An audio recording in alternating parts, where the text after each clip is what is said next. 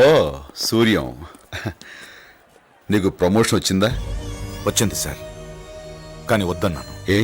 ఒక రౌడీని పట్టించి, ఒక కేడీని పట్టించి, ఒక స్మగ్లర్ని పట్టించి ప్రమోషన్ తీసుకోవడంలో అర్థం ఉంది సార్.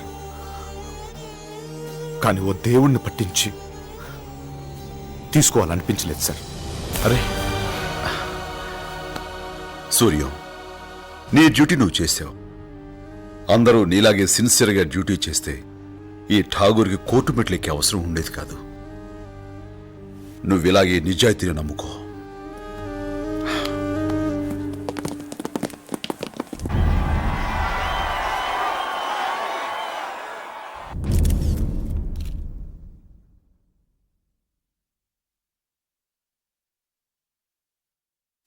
ఈ భగవద్గీత మీద ప్రమాణం చేసి చెప్పండి. గీతలో శ్రీకృష్ణుడు ఏం చెప్పాడో అదే నేను చేస్తున్నాను.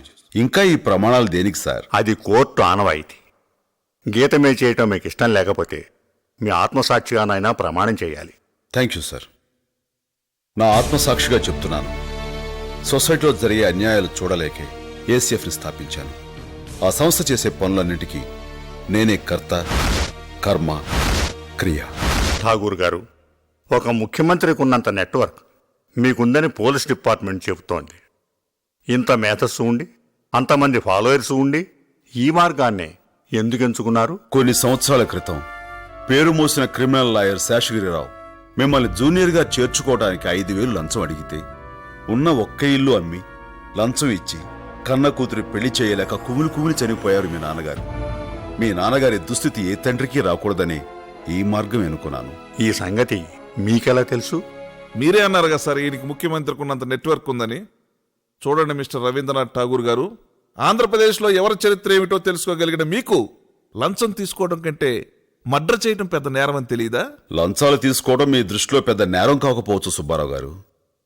ఒక పబ్లిక్ ప్రాసిక్యూటర్గా ప్రభుత్వ ఉద్యోగం చేస్తున్న మీకు ట్విన్ సిటీస్లో 5 కోట్లు విలువ చేసే కమర్షియల్ కాంప్లెక్స్, రాజమండ్రిలో ఒక థియేటర్, బెజవాడ గవర్నర్పేట సెంటర్లో 3 బ్రాందీ షాపులు, ఇవన్నీ ఎలా వచ్చాయి? ఎందరో అమాయకుల్ని దోషులుగా చిత్రీకరిస్తే వచ్చాయి. మీరు ఒక లాయర్తో మాట్లాడుతున్నారు. నేను మాట్లాడుతున్నది లాయర్తో కాదు, లంచగొండి. ఒక లంచగొండితో మాట్లాడుతున్నాను. మిస్టర్ ఠాగూర్, ఎక్కువగా మాట్లాడితే మీ చరిత్ర విప్పి జడ్జి గారి ముందు పెడతాను. నల్లకోటు విప్పి తెల్లమొహం వేసుకోవాల్సి వస్తుంది. యువర్ ఆనర్, ముద్దాయి ఇష్యూని సైడ్ ట్రాక్ చేస్తున్నాడు. విషయం మీ దాకా వచ్చేసరికి సైడ్ ట్రాక్ అయిందా? ఇదే మెయిన్ ట్రాక్. ప్రస్తుతం సొసైటీలో ఉన్న మెయిన్ ప్రాబ్లం లంచం. అదే నా ఆవేదన, సగటు భారతీయుడు ఆవేదన. సార్, వయసు పైబడ్డ కన్న తల్లి కళ్ళ ముందు చనిపోతూ ఉంటే కాలధర్మం అని తెలిసి ఏమీ చేయలేక కన్నీళ్లు పెట్టుకుంటాం. అలాంటి కన్న తల్లులు ఎందరో కన్న భరతమాత లంచం అనే మహమ్మారి సోకి అకాల మరణంతో అర్ధంతరంగా చనిపోతూ ఉంటే చూస్తూ ఎలా ఊరుకోమంటారు sir? India is the greatest country. ఒక ఇండియా 250 సింగపూర్లతో సమానం. ఒక ఇండియా 8 జపాన్లతో సమానం. ఇండియా జనాభా 102 కోట్లు. అమెరికా జనాభా 28 కోట్లు. 28 కోట్లలో ఒక బిల్ గేట్స్ పుడితే 102 కోట్లలో ఎంతమంది పుట్టాలి? కానీ ఒక్కడు కూడా పుట్టలేదు. కారణం, మన దేశంలో సైంటిస్టులు చేసే ప్రయోగాలు వెలుగు చూడాలంటే లంచం. మేధావుల మేధస్సు మన దేశానికి ఉపయోగపడాలంటే లంచం. అందుకే సార్, భవిష్యత్ బిల్ గేట్స్ మన దేశం వదిలి పరాయి దేశాలకు వలస పోతున్నారు, అక్కడ రాణిస్తున్నారు. చెప్పులు కుట్టుకునే అబ్రహం లింకన్ అమెరికా అధ్యక్షుడు అయ్యాడు. మన దేశంలో అలాంటి అబ్రహం లింకన్లు ఇంకా చెప్పులు కుట్టుకుంటూనే బతుకుతున్నారు. కారణం లంచం. మన దేశంలో అడుగడుగునా లంచం. మున్సిపాలిటీ నీళ్లు రావడానికి లంచం, ఇల్లు కట్టడానికి లంచం, కరెంటు ఇవ్వడానికి లంచం, ఆ కరెంటు తీయకుండా ఉండడానికి లంచం, రేషన్ కార్డుకు లంచం, రేషన్ తీసుకోవడానికి లంచం, రైతులకు రుణాలు ఇవ్వాలంటే లంచం, ఆ రుణాలు కట్టలేని పరిస్థితుల్లో ఆస్తులు నిలుపుకోవాలంటే లంచం, హాస్పిటల్లో బెడ్కు లంచం, తినే బ్రెడ్కు లంచం, ఆడపడుచు ఆపరేషన్ లేకుండా సుఖంగా ప్రసవించాలంటే లంచం, బర్త్ సర్టిఫికేట్ లంచం, డెత్ సర్టిఫికేట్ లంచం, మనిషి పుట్టిన దగ్గర నుంచి చచ్చిన దాకా లంచం లంచం లంచం. అగ్గిపెట్టెల దగ్గర నుంచి రైలు పెట్టెల దాకా అవినీతి నడుస్తూ ఉంటే బతుకు రైలు ఏ పట్టాల మీద నడపాలి సార్? అంటే లంచం లేకుండా ఈ దేశంలో ఏ పని జరగదనే మీ ఉద్దేశం? జరగదు సార్. రిక్షా వాడికి భయం పోలీస్ అంటే, పగటి పూట లైట్ లేదని కేసు పెడతాడేమోనని. లారీ డ్రైవర్కు భయం ఆర్టీఓ అంటే, పర్మిట్ ఉన్నా లేదని లారీని రోడ్డు మీద అడ్డంగా నిలిపేస్తాడేమోనని. రిటైర్ అయిన వాడికి భయం పెన్షన్ తీసుకోవాలంటే నువ్వు బతికే ఉన్నావన్న సర్టిఫికేట్ అడుగుతాడేమోనని. పిల్లలకన్నా తల్లిదండ్రులకు భయం కాన్వెంట్ చదువులంటే ఎల్కేజీ సీటుకి ఎంత డబ్బు గుంజుతారోనని. ఓ ఆటో డ్రైవర్ రిక్షావాడు కూలి రోజంతా కష్టపడి సంపాదించిన దాంట్లో ఈ లంచగొండ్లే సగం తినేస్తుంటే మిగతా డబ్బులతో పెళ్ళం బిడ్డలు ఏమని పోషిస్తాడు సార్? వీళ్ళంతా లంచాలు ఇవ్వగలరా? ఇవ్వలేరు. ఇలాంటి వాళ్ళందరి ఆవేదన చూసే నా గుండె రగిలిపోయింది. ఒక్కసారి విశ్వకవి రవీంద్రనాథ్ ఠాగూర్ మాటలు గుర్తు చేసుకోండి. ఎక్కడ మనసు నిర్భయంగా ఉంటుందో, ఎక్కడ మానవుడు సగర్వంగా తలెత్తుకుని తిరగలడో, ఎక్కడ ప్రపంచం ముక్కలు ముక్కలైపోయి మగ్గిపోదో, ఎక్కడ మన చదువు విజ్ఞానం మూఢనమ్మకాల్లో ఇంకిపోదో, ఎక్కడ ఒక మనిషి తోటి మనిషిని దోచుకోడో అక్కడ ఆ స్వేచ్ఛ స్వర్గంలోకి భగవంతుడా నా ఈ దేశాన్ని మేలుకొలుపు అంటూ ఆయన గీతాంజలి రచించాడు. ఆ ఠాగూర్ పేరు పెట్టుకున్న నేను ఆయన కలలుగన్న స్వేచ్ఛ స్వర్గంలోకి నా దేశాన్ని నడిపించడానికే ఈ రక్తాంజలి రాశాను. ఒక లంచగొండిని చంపైన 1,00,000 మంది అవినీతి పరుల గుండెల్లో భయం పుట్టించాలనుకున్నాను, పుట్టించాను. మిస్టర్ జస్టిస్, కోర్టుకు చెవులు తప్ప కళ్ళు హృదయం ఉండవంటారు. ఒక్కసారి మీ హృదయంతో చూడండి. నేను చేసింది నేరమని ఇంకా మీకు అనిపిస్తే నా కోసం లా పుస్తకాలు తిరగేయొద్దు, క్లాజులు సబ్ క్లాజులు చూడొద్దు, పేరాలకు పేరాల ఆరాలు తీయొద్దు.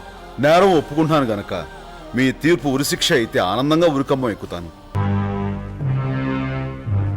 అన్నా ఏం జరుగుతుందంటావు ఇప్పుడు? నోరు మూసుకో. ఒలే నువ్వని చెప్పలా? మాయాబజార్ సినిమా ఇస్తారు.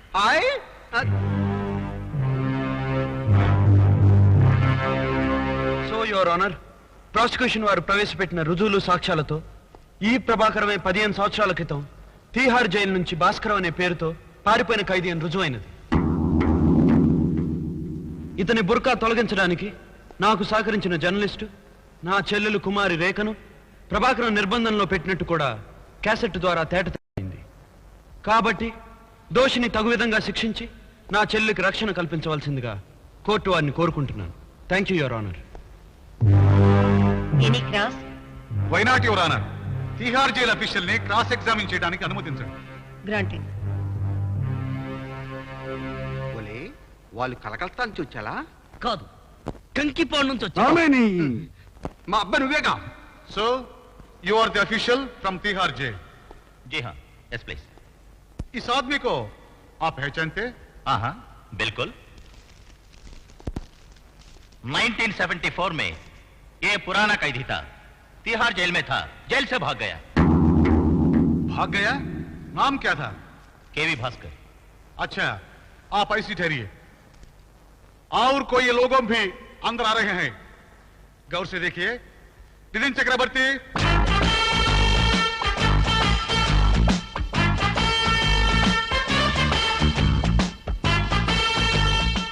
मुरारी,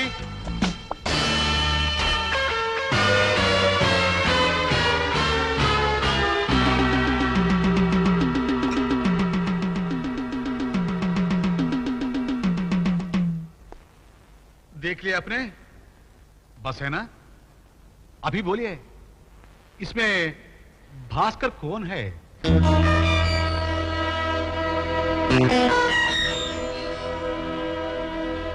या तीनों भी भास्कर हो सकता है? बोलिए।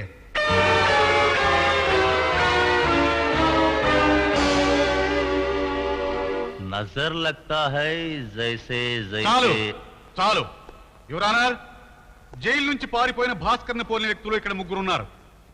ఇందులో భాస్కర్ ఎవరు? లేక ముగ్గురు భాస్కర్లేనా? ఒక మనిషిని పోలిన మనుషులు ఏకకాలంలో 7 ఉంటారని మీకు తెలిసిన విషయమే. అంత మాత్రాన యువర్ ఆనర్, అందరూ పాత ఖైదీలని ఆరోపించుకున్న అవివేకం, ప్రభాకరం గారే భాస్కర్ నిర్ధారించి చెప్పడం కూడా అజ్ఞానం.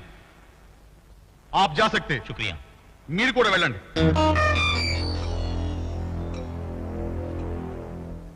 పోతే క్యాసెట్ లో తన చెల్లెల కంట వినిపించి ఆమె ప్రభాకరం గారి నిర్బంధంలో ఉన్నట్టు నింద వేశారు ప్రాసిక్యూటర్ గారు.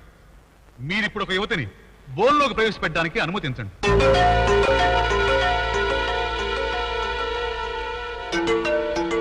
నాన్న నాన్న ఓలు ఓలు కదరా, ఓరు. గాలి నిన్నే. నీ పేరేమిటమ్మా? రేఖ. మీ అన్నయ్య గారెవరు? Public prosecutor Vikram. మీ అమ్మగారెవరు? జస్టిస్ శ్రీవిద్య.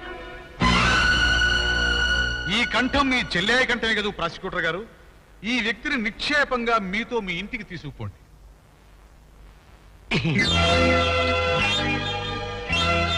హాయ్ ఒలే అబ్బాయి నమస్కారం అమ్మా. హలో ప్రాసిక్యూటర్ గారా? క్షమించండి యువరానర్, ఇతను పేరు పోసిన వెంటిలాకిస్తూ సత్యబాబు ఎవరికంటానైనా సరే ఇట్టే అనుకరించగల దిట్ట. Thank you Satyababu. జడ్జి గారికి థ్యాంక్స్ చెప్పి వెళ్ళిపో. నా వల్ల తప్పుంటే మన్నించండి అమ్మా. నమస్కారం.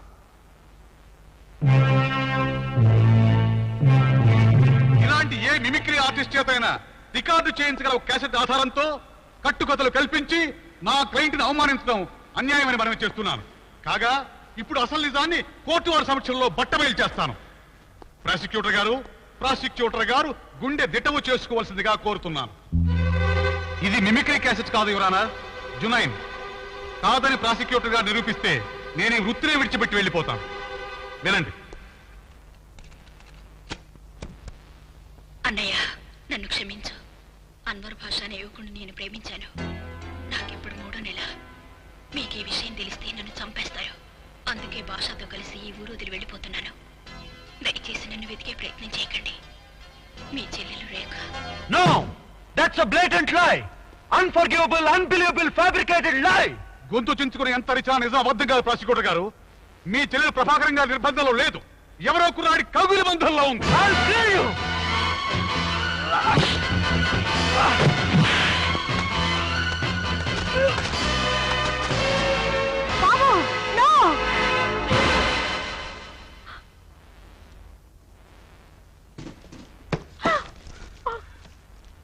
చూశారా యువరానా? మీ కళ్ళ ముందే జరిగిన ఈ దౌర్జన్యం చూశారా? తను ఒక న్యాయవాది అనే విషయం కూడా మర్చిపోయి ఒక న్యాయస్థానంలో న్యాయాధిపతి సమక్షంలో తోటి న్యాయవాది మీద దాదాగిరి చలాయించి ఈ కోర్టుని ఫుట్బాల్ కోర్టు చేసిన ఈ వ్యక్తిని తగిన విధంగా దండిస్తారో లేక మీ కుమారుడిని అచ్చోసి వదిలేస్తారో మీ న్యాయ విచక్షణకే వదిలేస్తున్నాను యువరానా.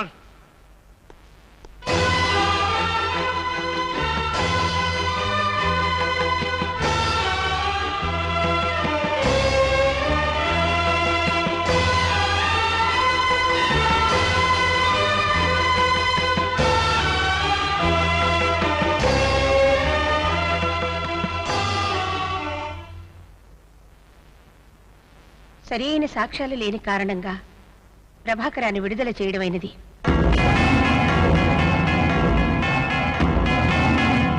పబ్లిక్ ప్రాసిక్యూటర్గా బాధ్యత గల ఉద్యోగంలో ఉండి కూడా జుగుప్సాకరమైన కోర్టు ధిక్కార నేరానికి పాల్పడిన మిస్టర్ విక్రమ్ ప్రవర్తనను కోర్టు తీవ్రంగా ఖండిస్తున్నది.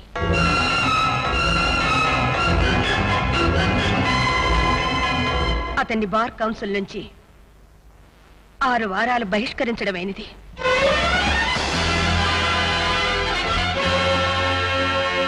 Thank you, your honourable justice. My kudos to your impartial verdict. మీ తీర్పుకు నా జోహార్లు. కానీ ఫైలు మూసేసి కోర్టు చాలించడానికి ముందు ఒక్కసారి నాకు మాట్లాడే అవకాశం ఇస్తారా? నిజమే, చట్టానికి చుట్టరికాలు లేవు. కన్న కూతురు ఎవరితోనో లేచిపోయిందని ఆరోపిస్తే మాత్రమే సాక్ష్యాలు చూపిస్తున్నారు కదా. చట్టానికి సాక్ష్యం కావాలి. కన్న కొడుకు గుండె మండి ఆక్రోశిస్తేనే సాక్ష్యాలు ప్రతికూలంగా ఉన్నాయి కదా. చట్టానికి సాక్ష్యం కావాలి. రక్షింపబడవలసిన ధర్మం దాని కర్మానికి అఘోరిస్తే మాత్రమే యువర్ ఆనర్ చట్టానికి సాక్ష్యం కావాలి. చట్టానికి సాక్ష్యమే కావాలి. కానీ యువర్ ఆనర్, సాక్ష్యానికి సాక్ష్యం ఎవరు? మనస్సాక్షికి సాక్ష్యం ఎవరు? మనకు తెలిసిన నిజాలకు మనమే సాక్షులం కానప్పుడు సత్యానికి సాక్ష్యం ఎవరు? ఎవ్వరూ లేరు యువర్ ఆనర్, ఎవ్వరూ లేరు. పచ్చి నిజాలు ఈ కోర్టు హాల్లో పచ్చినెత్తురు కక్కుతూ చచ్చిపోతుంటే చూస్తూ ఊరుకోలేక తిరగబడ్డ నేను నేరస్తుడు. న్యాయ వ్యవస్థకే చావు దెబ్బ కొట్టిన డిఫెన్స్ లాయరు ఉత్తముడు. ఎస్ యువర్ ఆనర్, ఈ రోజుల్లో కావాల్సింది అలాంటి న్యాయవాదులే. మనం గౌరవించేది వారి సాక్ష్యాన్ని. నిజాల సమాధుల మీద అబద్ధాల పునాదులతో ఆకాశమెత్తు ఎదిగిపోయిన అరాచకాన్ని, అవ్యవస్థని అరికట్టడానికి లాయర్ విక్రములు పనికిరారు యువర్ ఆనర్. నాకు 6 వారాల బహిష్కరణ మీరు విధించారా? నేనే మీ కోర్టుని యావజ్జీవం బహిష్కరిస్తున్నాను. మన దేశానికి స్వతంత్రం తెచ్చిపెట్టిన మోహన్ దాస్ కరంచంద్ గాంధీ గారి మాటలు ఒక్కసారి మీకు మనవి చేస్తాను. If a man only realises it is unmanly to obey laws that are unjust, no man's tyranny enslaves him. కాబట్టి your honour, your law is a bottomless bay. I obey it. నీతి కంకణం కట్టుకున్న న్యాయదేవత, ఇదిగో నీకు నా blank salute.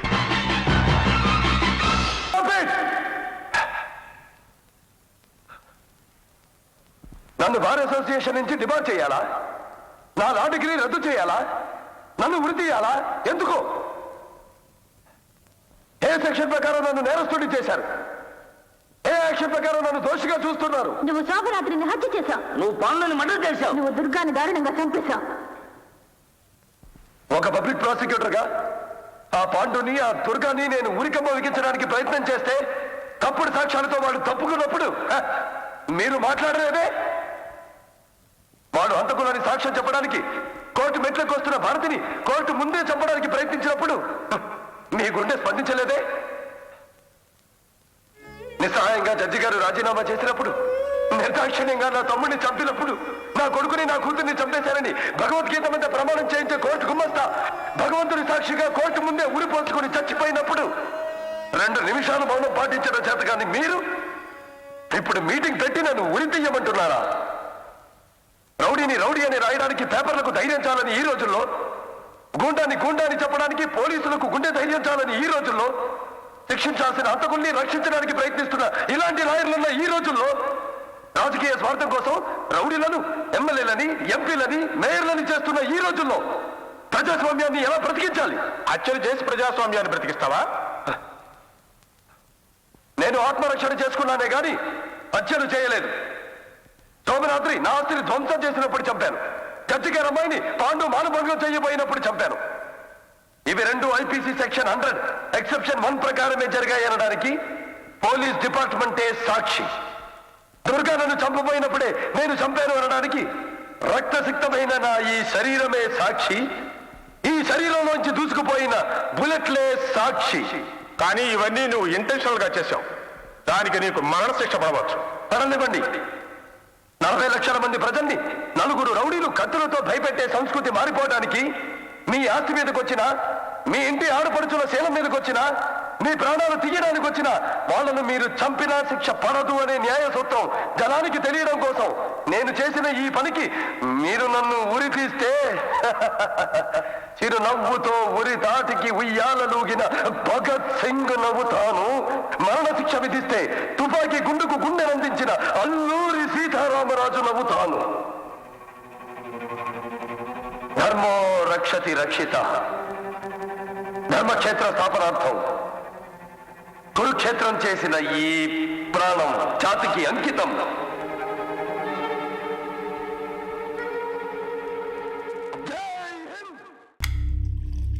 Mr. and Mrs. Subramaniam, flat E5. మొదట్లో aunty aunty అంటూ చాలా చనువుగా ఉండేది. తర్వాత తన పద్ధతే మారిపోయింది. ఎవడో ఒకడో అప్పుడప్పుడు తన ఫ్లాట్కి రావడం నేనే చూశాను. వాడిని అడిగితే క్లోజ్ ఫ్రెండ్ అన్నాడు. తనేమో తెలియనట్టే ఉండిపోయింది. ఫ్లాట్స్లో అందరికీ తెలిసి చివరికి తన హస్బెండ్కి తెలిసిపోయింది. పాపం ఏం చేస్తుంది, చనిపోయింది. Why shall you flat get regular?